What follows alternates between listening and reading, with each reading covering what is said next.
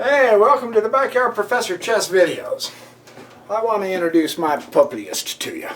This is my little chess partner. She keeps track of all the neighbors and the cats and the squirrels and all that, and she does pup-list patrol. She helps me with the chickens, and she helps me study chess, and she's laying down right here in the comfortable bed while I'm making a complete ridiculous fool of myself being a chess player and a chess videographer, if that's what the heck you call it. All right, go ahead, pup-list. Thank you, pup-list. Yeah, you be a good girl. You stay there. Good girl, pup-list. Daddy's busy. Hey, welcome back to the Backyard Professor Chess videos. In the course of searching through various openings to share with you guys, I've recently been through a lot of the Pierce defense, and the lessons that really are critical to know that is so difficult for us to establish in our own games is what I want to share with you in this next game that I played. In the nature of me attempting to improve my game, I am trying very hard. I'll just tell you what I'm trying to learn, and it's a process. I mean, you're not going to... I opened up with the French defense here. My opponent is my computer chess app on level 6. I can consistently beat it through 1 through 5. Every now and then I lose on 5. 6, I'm about 50%. 7, 8, 9, 10 is beyond me at this point. I don't know what the rating spread is on this particular chess app for my Kindle. And I know it's good to play people too. In my limited time with what I have to do based on making my chess videos, full-time work, remodeling my house, etc., I don't have a lot of time to go find someone who wants to play chess, so my best sparring partner at this point is this computer chess app, right? For now. And it's good practice. I'm attempting, and it's really one of the critical factors, to practice getting and using the initiative, because what this does, that means I impose my will on the game. That's probably the best description of the initiative at this point I can tell you. My opponent puts pressure to the knight here, because if you begin to see a threat, for instance, I see a threat here, right? And technically it's a threat, but it's not a threat. You know, I'm going to go ahead and make him prove what he wants to do by pressing the a3 pawn. And this isn't bad either, because later on, as they bring their knights out, it stops the knight from using the b4 square. So, and this one is preventing the c5 for the knight to come over. And anyway, the idea of the initiative is so that we don't just react to everything our opponent throws at us. And so I have this foremost in my mind. I just recently played the Pierce defense game with Anatoly Karpov and Gipsless. And Gipsless just steadily kept the initiative going. He didn't just, out of fear and impression of who Anatoly Karpov was, play defense, and oh my gosh, he did this, now what do I do? And oh man, he made that move with his knight, what do I do? Oh grief, he's bringing his pawn here, what do I do? How do I react to that? No, you don't want to react to your opponent if you can help it. Jeremy Silman is spot on, the international master, when he says, treat the threats of your opponent with utter contempt if you can. Because that's the best way to do it. That way you are playing the kind of game you want. Now I get my double up pawns here. He puts me in check, and I've got my double up pawns. Nimzovich, back in his book, My System, those many years ago, described how double pawns, at one point it was seen as a weakness. Yes, that's true. But if you can march the pawns forward, actually they're not really a weakness. They're hitting really excellent central squares. If you can march those pawns forward, they can become a dynamic strength, and this front one becomes the target, of course, because he has no support of other pawns, so that is the weakness. But if you can use that thing as a battering ram, hey, it can be a weapon. So it depends on your mental attitude. So anyway, he does get the e-pawn. A very powerful central pawn. Now he's got the double up pawns on the king file, right? So I don't want him coming into here yet to mess up my kingside. So I see a chance to develop a piece and stop the progress of his pawn. And he develops a piece, of course. Now I want to try like crazy to get myself to where I can castle. So I bring my bishop up to c4, streaking along this diagonal to g8. And he does castle. Castling early, more or less, is always a good move. Now I'm going to bring my knight here, of course, because he stopped me from coming to the f3, so that affects how I open. But I like this move anyway, because then this bumps me up to the d4 to support my central pawn. So I'm not too bad here, and of course he's going to bring his other knight challenging the pawn, which is always a good thing. Well, I'm ready to castle, so I do want to castle. Absolutely. Castle that baby.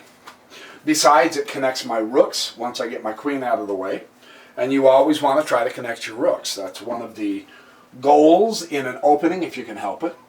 He brings his bishop to d7. Now, it's real interesting, and don't ask me which book. I try to read through as many books as I can. This particular move is not necessarily the square you want your bishop on. And there are specific openings where you really don't want to make this move. In other openings, it's okay. He's simply developing at this point, getting pieces out. But this square, in many regards, is saved for this knight, so that the knight could then come up and influence the center if there's much of a battle for the center. So with this in mind, and I'm not sure if this is the opening or not, I'm trying to read as much as I can, so I'm just simply trying to implement the practices. I want to put my will into this game. So this signaled to me, based on what I've read, to begin pushing the f-pawn. Now I thought at this point, you know, I looked it over and saw the situation. If he en passant took my piece, because you know when you have a pawn on this row here and you double push a pawn, they can take you en passant. That's called the en passant move. And that's the only way they can do the en passant. The en passant doesn't work anywhere else on any of the other ranks other than this one, right? And it removes your pawn if you have done the double move. Whoop. If I could arrange it right. So when I went to f4, I was thinking, if he does take me en passant, I will take with my rook. Not with my pawn. This is my king side. I really don't want to obliterate my king side. The problem is, pushing the f4 somewhat opens up the king side, weakens the square just a little bit. Yes, but I've got a great open file if he does take the en passant. Otherwise, I have decided at this point that I'm going to use this pawn as a battering ram all the way up. So this is my thinking, right? So I push the f4 pawn. And he brings his knight to d5. Not a bad outpost. It's not an unchallenged outpost. And in fact, I say to myself, I am going to exchange the bishop. And I know, it's my good bishop. I'm well aware of that. It's my good bishop. My bad bishop here is not going to be able to do one doggone thing. Wrong answer. I'll show you why. I exchanged my bishop for the knight. My thinking is this. I'm going to be coming up into the king side with this pawn thrust. This knight could have made an excellent guardian of the king. I'm eliminating one extra guard of the king by exchanging my bishop. And in many openings, that bishop can be used, but I'm going to use this bishop for the kingside attack. This is my thinking, right? So I exchange the bishop and the knight, and e takes d5. Yeah, I've got that. Now, I brought out my bishop. I want to connect my queen to my bishop. So I bump my queen up. This also solves the problem of connecting your rooks. I see a beautiful open file here already.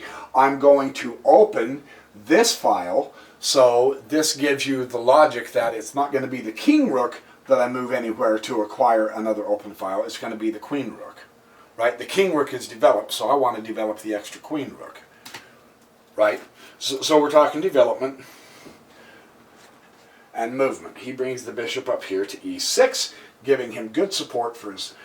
He's got a pretty good, strong center. I'm not going to be able to do a lot attack on the center. Now, when you notice that the center is closed like this, more or less, then you go to the wings.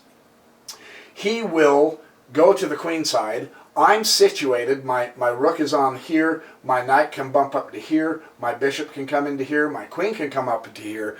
I'm situated for a king side. He's going to be situated for a queen side.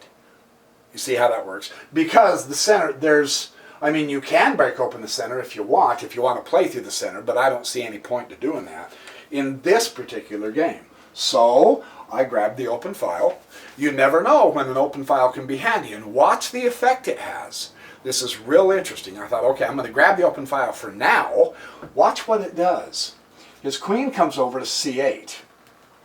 Because by taking the file, I'm challenging this pawn. And this pawn wants to support the knight.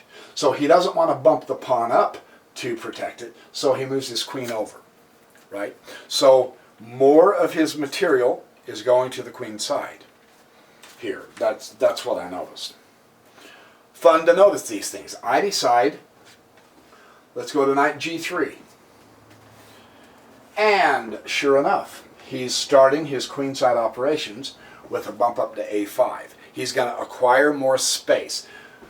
He has more central space than me, but it's closed. It's more or less locked. There's not a lot of movement either one of us can do in the center. He can see I'm coming to the king side with that knight move, so he's going to come to the queen side. I think he's a little slow on this. It's not going to get into a major epic battle for a few more moves. So I have a few more moves to develop my king side. You see how that works? Kind of fun to... Oh man, my pen stopped working. I'm going to continue using this as a battering ram. I've got it based with the rook behind it. Use your pawns as your battering rams. I have support from the knight on g3. I seriously doubt he's going to take it because that would be simply idiotic. You don't want to trade a bishop, which is your defender, one of your defenders, for a pawn. That's just silly, right? So he does the only thing he can do. His bad bishop is, and this is one of the incentives I had at this point, to continue pressing the f-pawn. His bishop, bad bishop, is locked in. His good bishop is gone. I lost my good bishop because I traded.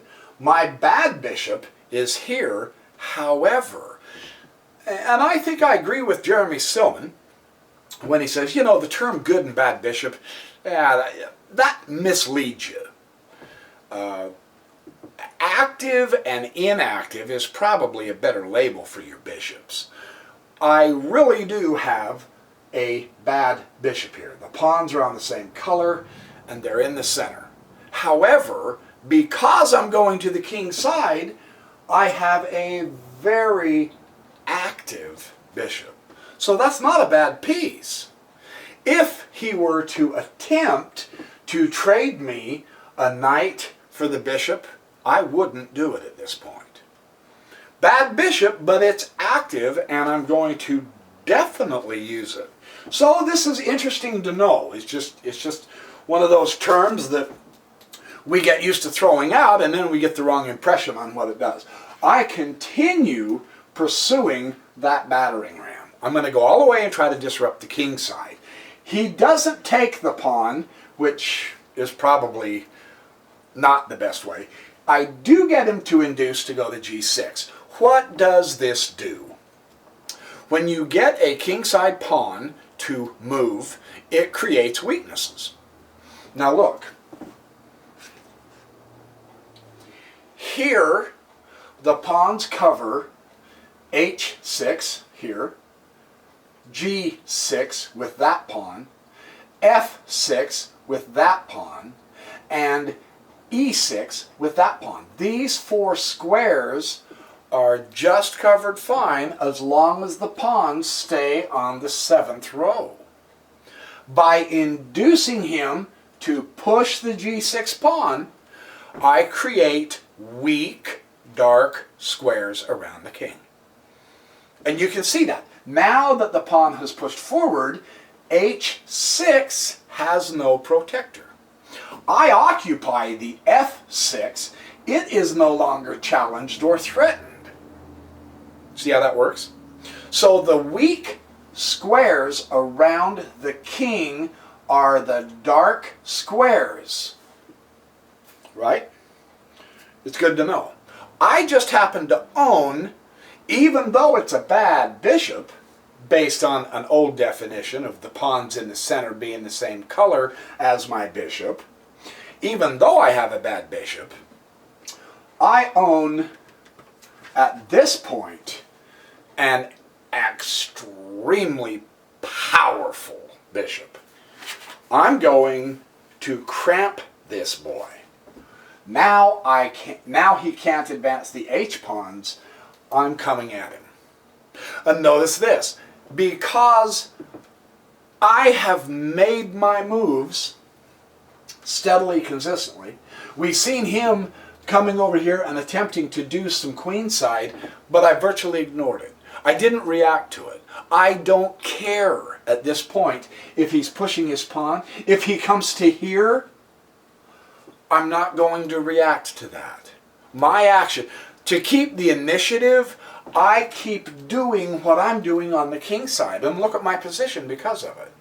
If he was to start doing stuff over here, and I say, oh no, I've got to go over to the queen side, I've got to take care of business over here. Now there are times when you do have to do that. Don't kid yourself. But if he were to do this, I wouldn't care. If he were to do this, I'm not going to attempt to react and think, oh man, I've got to start pushing this pawn, or maybe I better start putting my rook up into here and threatening him and distorting him and all that. No, I don't care. My game is over here. This is called the initiative. I'm not going to react to him. I'm going to attempt to play my own game. Does that make sense? I honestly think that should make good sense. Anyway, he didn't do that. What he did is he went rook to d8. Because, of course, again, you see he is reacting to me. I got to this point and I induced the weak dark squares around the king by him pressing the g7.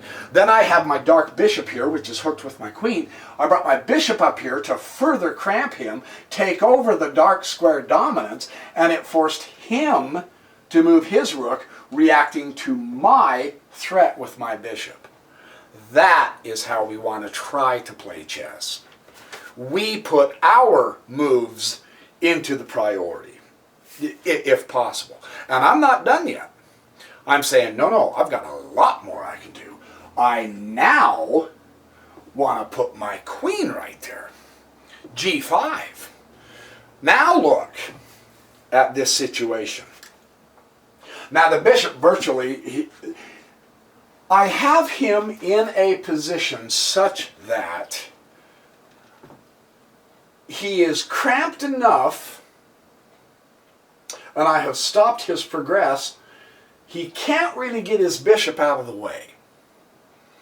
The bishop's kind of in the way. You can't get any internal coordination of moving.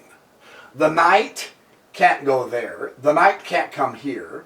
The knight can't come here. The knight can go there and then come here, and you've got 3 moves. By then, this game's going to be over.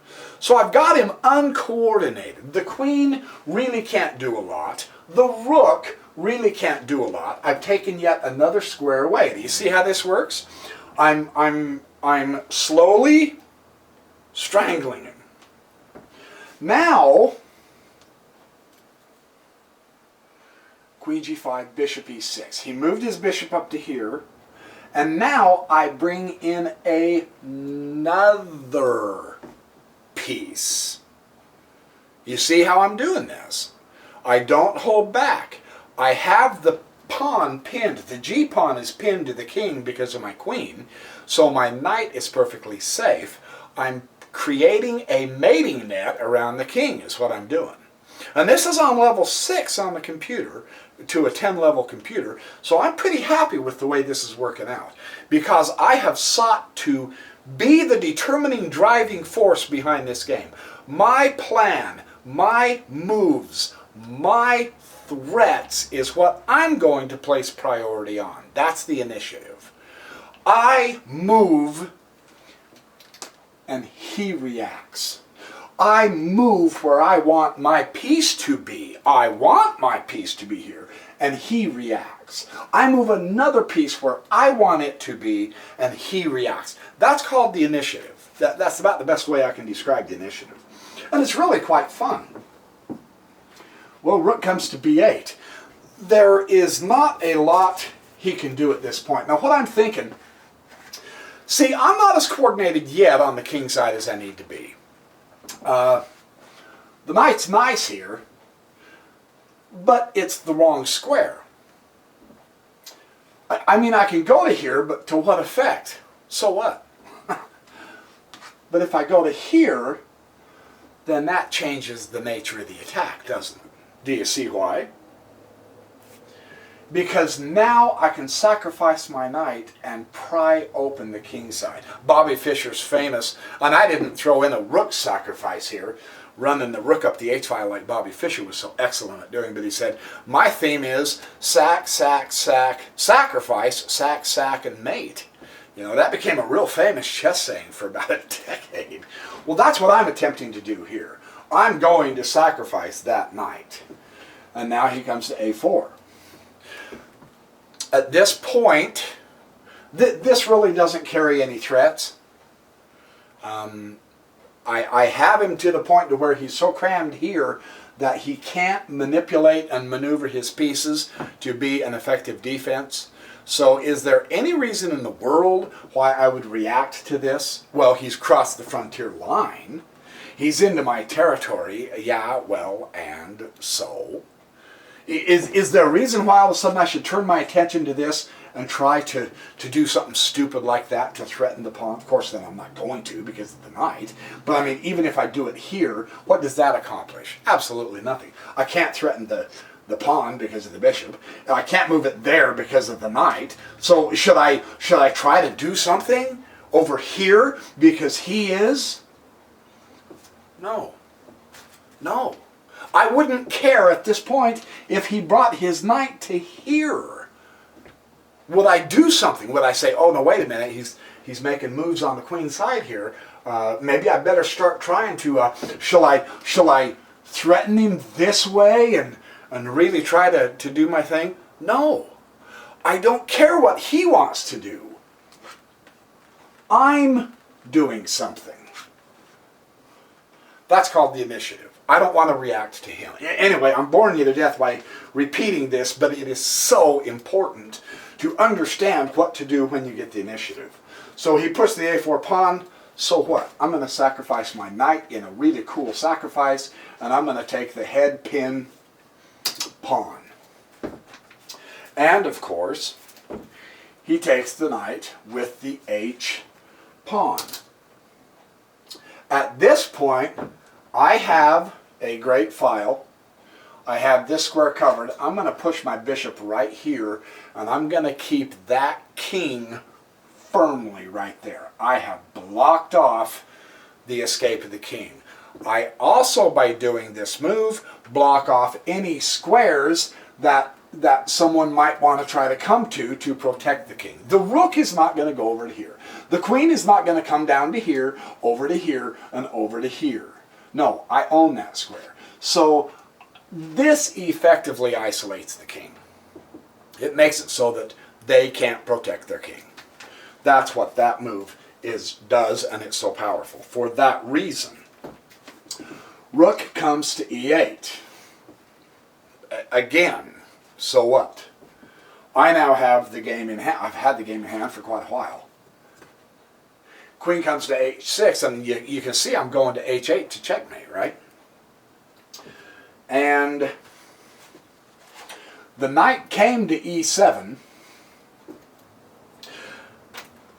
And again, just as a reiteration, because this is the lesson of this chess game, your opponent may attempt to do everything he or she can to distract you from doing your thing. e7. Ooh, dude, you've got a knight. If you're a materialist, if you really like to get material and all, don't bother. It's attempting to dissuade you. I went ahead and did the checkmate.